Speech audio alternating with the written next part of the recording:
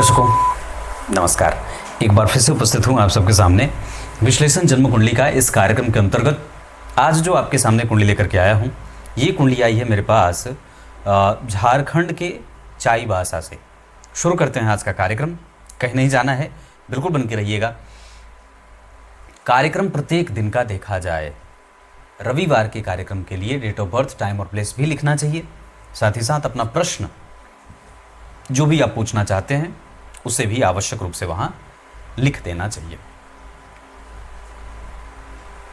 कल के कुंडली विश्लेषण में मैंने चलित चक्र के बारे में चर्चा की थी और वहां पे उस कार्यक्रम में उस चक्र के विश्लेषण की आवश्यकता भी थी। नक्षत्र को लेकर के मैंने जो कार्यक्रम शाम को बनाया है उसे आप जाकर के बिल्कुल देख लीजिए। स्वाति नक्षत्र पे हमारी बात हो चुकी है। अब विश्लेषण में आते हैं तो ये कुंडली बनी है मेष लग्न की। प्रकृति के आधार पे अगर मेष लग्न की प्रकृति को समझते हैं, नेचर, तो ये लोग काम करने से पहले हो हल्ला नहीं मचाते हैं। मतलब बहुत बातें बता देना, मैं ये कर रहा हूँ, ये कर रहा हूँ, ऐसा कर रहा हूँ, ऐसे कर रहा हूँ।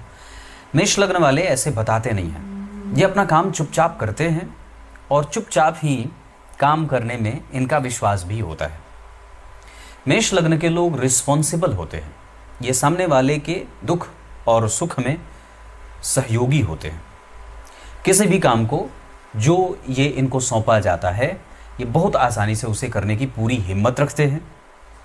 लग्न का मान 25 अंश का है, इस वजह से स्वास्थ्य बुढ़ापे में कमजोर होगा। लग्न में मंगल बैठे हैं 27 डिग्री के। लग्नेश लग्न में शुक्र की दृष्टि है। 2 शुभग्रह केंद्र में, मंगल भी यहाँ शुभग्रह हो जाएंगे लग्नेश होकर के, क्योंकि लग्नेश पापग्रह हैं और शनि और मंगल का प्रभाव लग्न पे है। राहु और केतु का प्रभाव भी जन्म कुंडली के चौथे भाव पे है, क्योंकि मंगल की चौथी दृष्टि चौथे भाव पे। शनि महाशत्रु की राशि में बैठे हैं और शनि की 10वीं दृष्टि लग्न पे। राहु की 5वीं दृष्टि चतुर्थ स्थान पे। राहु की 5वीं दृष्टि चतुर्थ स्थान पे माता को रुग्ण बनाएगा। मंगल की दृष्टि चतुर्थ स्थान पे नींद कम, चिंता, कोई ना कोई व्यक्ति को चिंता सताती है। अब ये चिंता किस बात की? तो धर्म भाव का स्वामी जन्म कुंडली में 6वें भाव में है और राहु और केतु से प्रभावित है। लग्नेश मंगल अष्टमेश भी होते हैं, स्वग्रही हैं, इस वजह से मंगल अष्टम भाव का बुरा परिणाम नहीं करेंगे, लग्न का पूरा परिणाम करेंगे। धर्म की चिंता, आध्यात्म की चिंता, भगवत भक्ति की चिंता, समाज को देने की चिंता, आध्यात्मिक उन्नति कैसे हो, समाज को कैसे बेहतर बनाया जाए, इस तरीके की चिंता जातक करता है। और वस्तुतः यही चिंता होनी भी चाहिए, घर परिवार की चिंता नहीं। चंद्रमा केंद्र में, लग्न से केंद्र में, लग्न से केंद्र में चंद्रमा हो गए। दशम स्थान में मकर राशि बनी है जिसपे चल रही है 7.5 और शनि जो हैं वो चंद्रमा के साथ परिवर्तन कर रहे हैं। तो सूत्र कहता है कि 2 परम शत्रु ग्रह जो एक दूसरे को देखना नहीं पसंद करते हैं, अगर आपस में परिवर्तन कर लेते हैं तो वो महान मित्र हो जाते हैं और फिर उनकी दशा अंतर्दशा बहुत ही ज्यादा सकारात्मक परिणाम देने वाली हो जाती है। इस आधार पे इस कुंडली में शनि और चंद्रमा का एक दूसरे को देखना व्यक्ति को सुखी और सुखी बनाएगा। यहां ये दोनों मित्र ही होंगे, नुकसान में नहीं जाएंगे। चंद्रमा के ऊपर किसी पापग्रह की तब कोई दृष्टि नहीं होगी, क्योंकि जो ग्रह इनकी कुंडली में यहां बैठा है वो आपस में परिवर्तन कर रहे हैं। लग्न से केंद्र में चंद्रमा और शनि से केंद्र में चंद्रमा, मंगल से केंद्र में चंद्रमा, गुरु से त्रिकोण में चंद्रमा, गुरु से त्रिकोण में चंद्रमा। तो ये जो ग्रहों की स्थितियां बनी हैं ये जातक को बहुत ही बेहतर बना रही हैं। पंचम भाव बलवान है, क्योंकि स्वग्रही सूर्य बुध के साथ बैठे हैं। पराक्रम भाव के स्वामी तृतीय भाव में बैठ रहे हैं, तो व्यक्ति कम्युनिकेटिव हो जाएगा। संतान का सुख, दाम्पत्य का सुख, परिवार का सुख, रिकॉग्निशन, यश, मान, पद, प्रतिष्ठा, कुल, गौरव, गोत्र का नाम व्यक्ति रोशन करता है। एकादशवें भाव के स्वामी का चतुर्थ भाव में बैठना परिवर्तन राजयोग बन जाएगा और व्यक्ति माता और पिता का सुख प्राप्त करता है। माता को थोड़ी बीमारी में देख रहा हूं और माता आपको आगे बढ़ाने के लिए बड़ी परेशान भी रहती है कि नहीं तुम आगे बढ़ो, जीवन में तरक्की करो।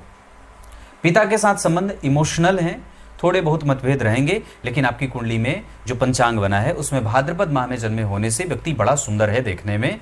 गुरुवार को जन्मे होने से व्यक्ति बलिष्ठ बुद्धि का है, भले शरीर से कमजोर हो, कृशकाय शरीर का हो, क्योंकि शनि मंगल का प्रभाव लग्न पे है, इस वजह से कृशकाय शरीर का होगा, लेकिन देखने में बड़ा सुंदर होगा। राहु की दशा है, वेट गेन होता है, इस वजह से ये बात मेरी पूर्णतया लागू नहीं होगी, क्योंकि राहु की दशा में वेट गेन होता है। हालांकि व्यक्ति की कुंडली में शनि और मंगल का प्रभाव छरहरे बदन का बनाते हैं।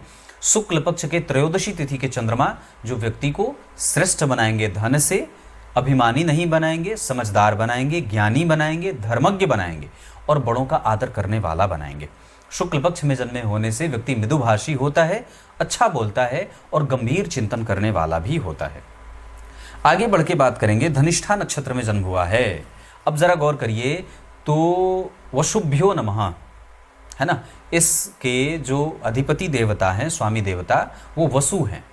इस वजह से जो धनिष्ठा नक्षत्र में जन्मे लोग होते हैं उनको इस मंत्र का कम से कम 1000 बार 5000 बार अपने जीवन काल में जप करना चाहिए। 5000 एक बार कर लिया, फिर 5000 कर लिया, ऐसे जप कर लेना चाहिए। और गुलाब के पौधे की जड़ उखाड़ करके अपने गले में धारण करना चाहिए। सोमवार को अपने घर को गुलाब के पुष्प से, सुगंधित इत्र से सजा करके रखना चाहिए, सुवासित करके रखना चाहिए। रविवार के दिन ब्राह्मण को आवश्यक रूप से अनाज दान करना चाहिए। मेष लग्न की कुंडली में 12वें भाव में राहु और जन्म कुंडली के चौथे स्थान पे शनि, मंगल की दृष्टि, राहु की दृष्टि। चतुर्थ भाव पे जब पापक ग्रहों की दृष्टि सारी पड़ जाएंगी तो व्यक्ति का मन सदैव विचलित रहता है। ये तो बहुत अच्छी बात है कि कम से कम आपकी कुंडली में चंद्रमा बलवान है। अगर वो बलवान नहीं होते तो इसकी हालत और खराब हो जाती, फिर आपको मानसिक रूप से विक्षिप्त कर देते। लेकिन फिर भी यहाँ पे कुछ हद तक थोड़ी बहुत परेशानी जरूर देखने को मिलेगी। आपको मन एकाग्र करने में दिक्कत होगी, क्योंकि अष्टम भाव के अधिपति ने दशम भाव के स्वामी शनि को देखा है। अष्टमेश भी तो देख रहे हैं शनि को, और शनि जो होते हैं वो अष्टम भाव के अधिपति से जब या उसको जब दृष्ट करेंगे तो आयु के साथ रोग भी देते हैं, चिंताएं देते हैं, रिसर्च में बाधाएं भी आती हैं। और मंगल और शनि का एक दूसरे को देख लेना, ये जीवन में चाहे जितनी परेशानी आएगी, अब आपका जीवन जो भी परेशानी लेके आएगा, चाहे वो स्वास्थ्य से हो, दाम्पत्य से हो, परिवार से हो, माता पिता के स्वास्थ्य से हो, एक सामान्य व्यक्ति से हट करके जो भी आपके जीवन में परेशानी आएगी उसके पीछे मात्र एक कारण होगा, मंगल और शनि का आपस में दृष्टि संबंध। ये बिल्कुल ठीक नहीं होता है। खास करके जब ये दोनों ग्रह केंद्र में बैठ जाएंगे तो अब आपको ये बात इत्मीनान से रख लेना चाहिए कि अब आप सामान्य नहीं हैं। अब आपको मेहनत भी करनी है, अपने आप को प्रतिष्ठित भी करना है।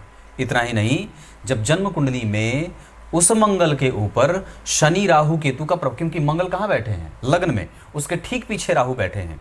इस कारण से हमें अपनी प्रवृत्ति को भी बल देना होगा, हमें अपने प्रवृत्ति को भी मजबूत बनाना होगा।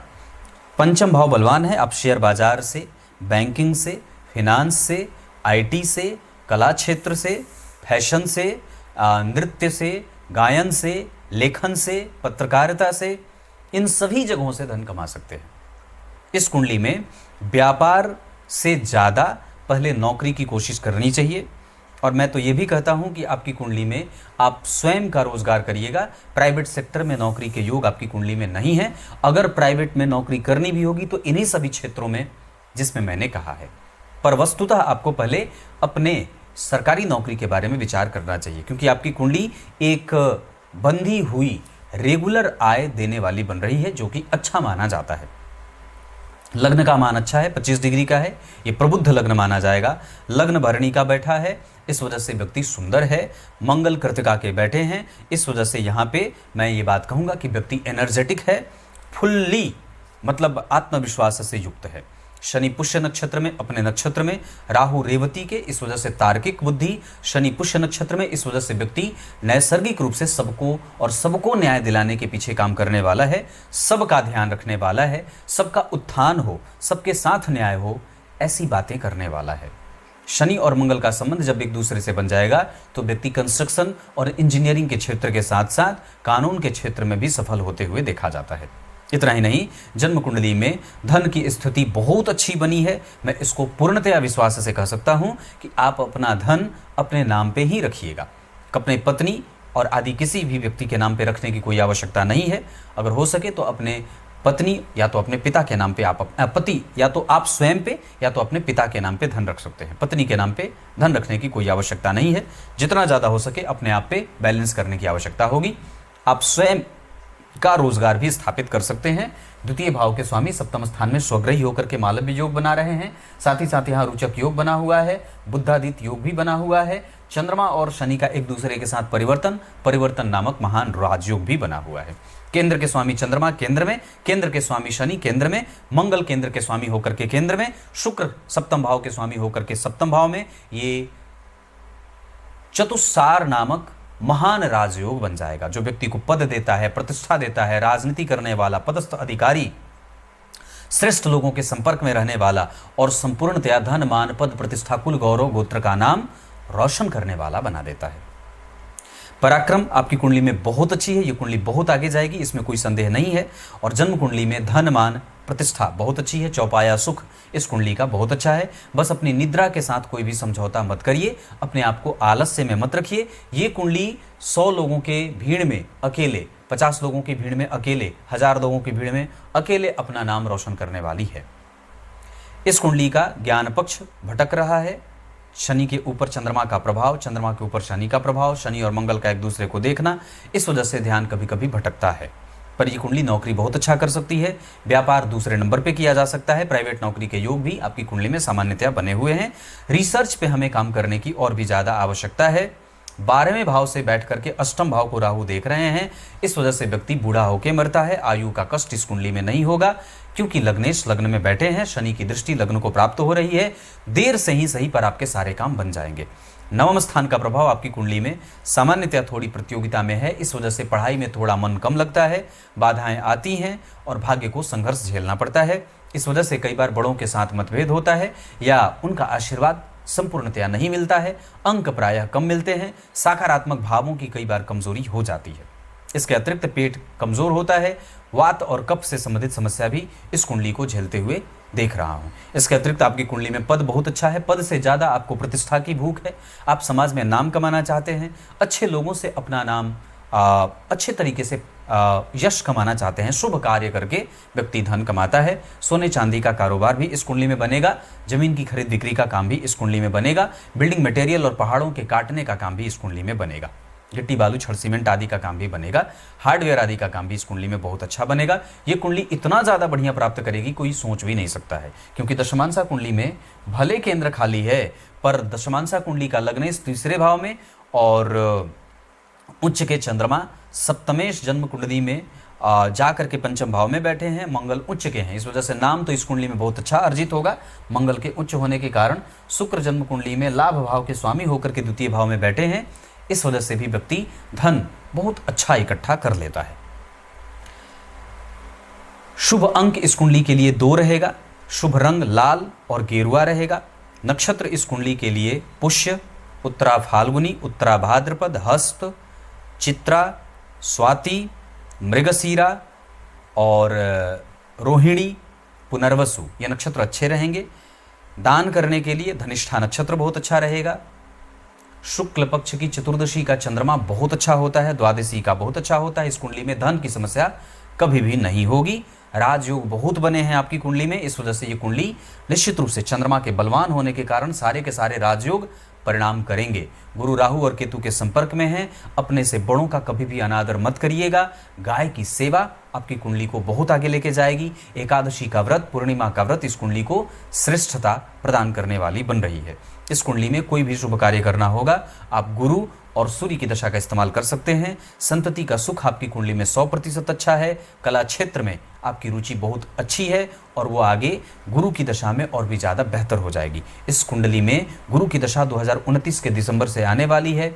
अभी 2029 तक कम से कम हमें राहु की दशा के कारण लाजवर्त धारण करना चाहिए, चतुर्थी का व्रत करना चाहिए, सूर्य को अर्घ देना चाहिए, गुलाब के पुष्प की जड़, गुलाब का जो पौधा होता है उसका जड़ गले में धारण करना चाहिए। ब्राह्मण को रविवार को अनाज दान करना चाहिए, गीता जी के 5वें अध्याय का पाठ प्रत्येक दिन करना चाहिए। ये सारे काम करने चाहिए।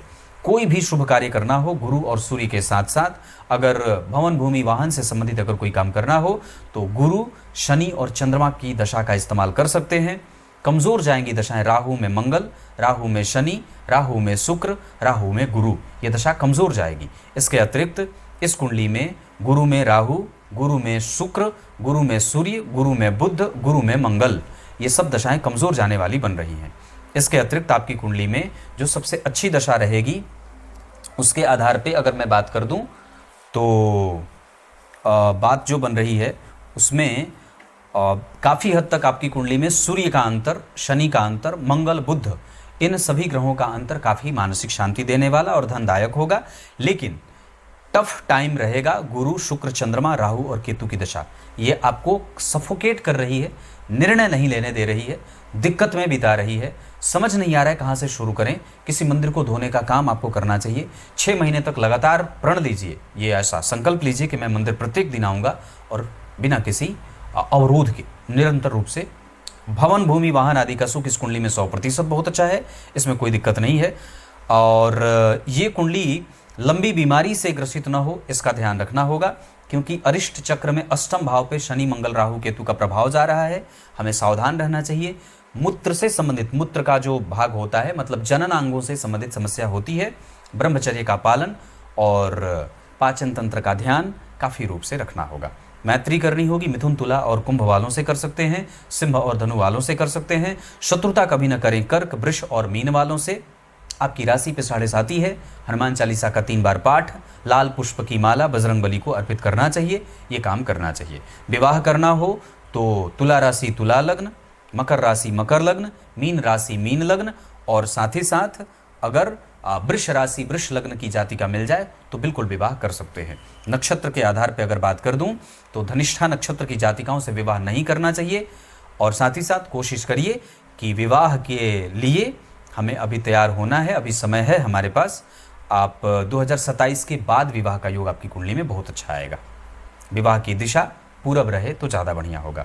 करियर में आप उच्च शिक्षा के क्षेत्र में भी सफल हो सकते हैं, लेकिन उसमें मतभेद होगा। लेकिन पढ़ने पढ़ाने का क्षेत्र, जितना भी मैंने क्षेत्र कहा है, उसमें आप कभी भी सफल होना चाहते हैं तो हो सकते हैं। कुछ इसी तरीके से आज के इस कार्यक्रम का समापन करते हैं। तब तक के लिए नवमांसा कुंडली में शनि का लग्न में बैठना और शुक्र को देखना। शुक्र कौन है? सप्तमेश, सुख भाव के स्वामी लग्न में बैठे हैं। चंद्रमा केंद्र में, सुखेश केंद्र में और बहुत सारे ग्रह जन्म कुंडली के द्वितीय भाव में बैठे हैं। इस वजह से हमें विवाह से पहले सावधान भी रहना होगा। हालांकि इस कुंडली में विवाह टूटने वगैरह का तो कोई योग नहीं लगा है, क्योंकि सप्तम भाव पे गुरु और सप्तमेश को गुरु देख रहे हैं, तो विवाह टूटेगा नहीं। इतना मैं पूर्णतया विश्वास से कह सकता हूँ। प्रेम विवाहवादी के योग आपकी कुंडली में कमजोर लगे हैं। विवाह मिला करके करिएगा तो ज़्यादा बढ़िया रहेगा। आपकी कुंडली मंगलिक है, लग्न में मंगल अपनी राशि के बैठे हैं, लेकिन ये मंगल खराब नहीं होंगे। इस वजह से हमें कोई आवश्यक नहीं है कि मंगली लड़की ही मिल जाए तो ही विवाह करना है। आप बिना मंगलिक से भी विवाह कर सकते हैं, क्योंकि शनि केंद्र में बैठे हैं, मंगल स्वग्रही हैं और खराब नहीं बैठे हैं। 12वें के राहु और शनि को देख रहे हैं, इस वजह से मन को शांत रखना होगा। अपने चरित्र को लेकर के बिल्कुल ही व्यवहार कुशल होना होगा, क्योंकि आपकी कुंडली में गुरु राहु केतु के संपर्क में है। कई बार व्यक्ति को अगर ऐसा देखते हैं तो कई बार भाग्य का साथ नहीं मिलने के कारण सरकार से नुकसान भी होने लगता है। कानून से कभी भी खिलवाड़ मत करिएगा। दशाओं के क्रम में मंगल की दशा में शुक्र का अंतर, मंगल की दशा में गुरु का अंतर, राहु की दशा में मंगल, राहु की दशा में शुक्र, राहु की दशा में बुध, ये सब दशाएं कई बार कमजोर जाने वाली हो सकती हैं। अभी आने वाली है गुरु की दशा, तो गुरु की दशा में मंगल, गुरु की दशा में शुक्र, गुरु की दशा में सूर्य, बुध, ये सब दशाओं में कमजोरी भी देखने को मिल सकती है। पर जो मैंने बातें कही हैं उसको हमेशा याद रखिएगा, तो दशा कमजोर नहीं जाएंगी। जितना भी उपाय बताया है उसको संतुलित होकर के करना चाहिए। हमें अपने व्यक्तित्व पे काम करने की कोई आवश्यकता नहीं है, बस हमें मेंटेन करना है। हमें गलत संगति में नहीं जाना है, मित्रों से सावधान रहना है, नहीं तो उनके साथ नुकसान भी हो सकता है। पैतृक संपत्ति को लेकर के आपकी कुंडली में विवाद नहीं है, उसको लेकर के कोई दिक्कत नहीं है। आप पराक्रमी हैं, हमें मेहनत करने पर विश्वास रखना है और करना भी है। इस कुंडली में भवन भूमि वाहन का सुख बहुत अच्छा है, पर जीवन में ट्रेजेडी आता रहेगा, क्योंकि शनि और मंगल एक साथ केंद्र में बैठे हैं, एक दूसरे को देख रहे हैं। इसके कारण भी कई बार चीजें ऐसी दिखती हैं। रिसर्च वगैरह का काम आपकी कुंडली में बिल्कुल अच्छा है। आयु का पक्ष आपकी कुंडली में बिल्कुल ठीक है। आयु के साथ धन संपत्ति भी बिल्कुल ठीक होगा, क्योंकि अष्टम भाव के स्वामी पे शनि की दृष्टि जा रही है। तब तक के लिए बहुत बहुत नमस्कार।